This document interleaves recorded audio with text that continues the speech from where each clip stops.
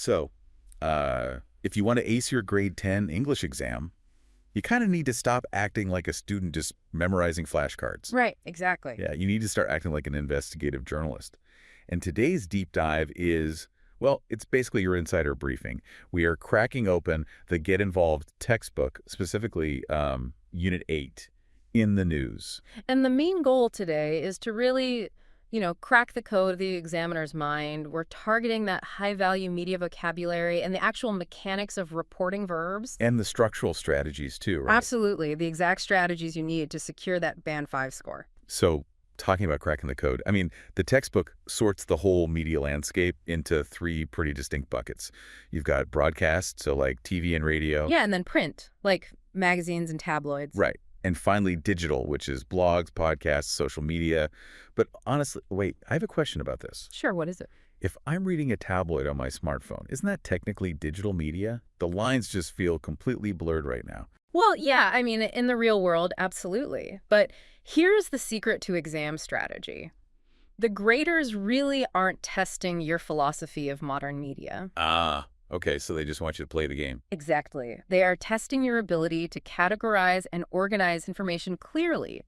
Nailing those specific textbook buckets proves you understand traditional frameworks. Got it.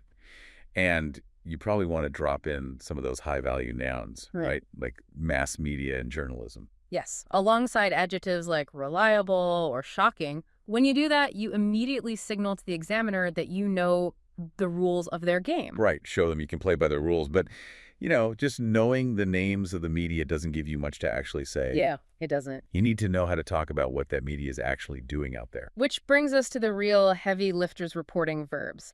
Top scoring students, they abandon basic repetitive words like say or tell. Oh yeah, say and tell are just way too basic. Right. They upgrade to verbs like admit, advise, refuse, promise, and suggest. But, using them correctly requires understanding how they manipulate a sentence grammatically. It's almost like putting a photo filter over a sentence. Like, if a journalist writes, he said he wouldn't do it, that's just a raw, unfiltered fact. Yeah, completely neutral. But if they write, he refused to do it, they've just dropped this heavy filter of stubbornness or maybe guilt over the whole narrative. That is a perfect way to visualize it. And because these filters change the conceptual intent of the sentence, they require totally different grammatical structures. Wait, how so? Well, some verbs lock you directly into an action, like he offered to help. Others set up an entirely new idea, which requires that clause. Oh, right. Like, she suggested that we go. Exactly. And then there's the backshifting. Oh no, the dreaded tense backshifting. I remember hating this. Yeah, a lot of people do, but it only feels dreadful if you try to memorize it as this blind rule. You have to think about why we backshift. Okay, walk me through the why. When you report on something that was said in the past, your entire frame of reference shifts backward in time. Because that anchor point has moved, the present progressive naturally shifts to the past progressive. So will shifts back to would. Exactly. That makes total sense, actually.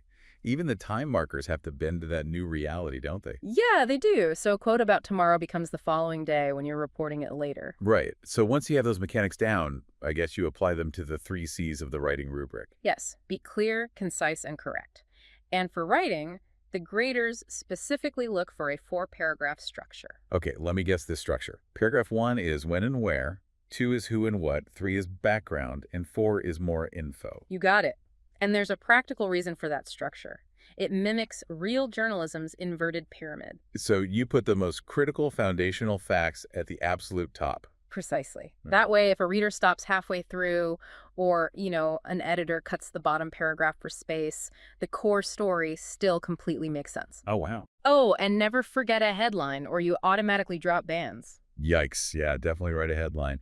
But I imagine trying to remember the inverted pyramid, that clauses and the backshifting is an absolute nightmare when panic sets in during the speaking exam. Oh, for sure. Panic is the enemy of the speaking rubric because really they're just testing your ability to react to news naturally. Like using phrases like apparently or no way, that can't be true. Exactly. But if your mind goes completely blank, your best lifeline is to focus entirely on clear pronunciation while using just one robust reporting verb. So keep it simple, like the journalist advised us that the source was reliable. Yes. A slow, steady sentence like that will secure strong communication marks simply by being intelligible and structurally sound. So treat the exam like a strategic mission, basically. You stick to the 3 textbook media buckets, use strong reporting verbs to filter your sentences, remember why time shifts backward, and build that inverted pyramid for your writing. Yeah, knowledge really is most powerful when you understand the mechanics behind it. Which leaves you with a final thought to ponder. The next time you're scrolling your feed and read a breaking news headline, look closely at the reporting verbs the journalist chose. Are they simply handing you the raw facts, or are they suddenly using a filter to tell you exactly how you should feel about the story? Keep investigating, and we'll catch you on the next deep dive.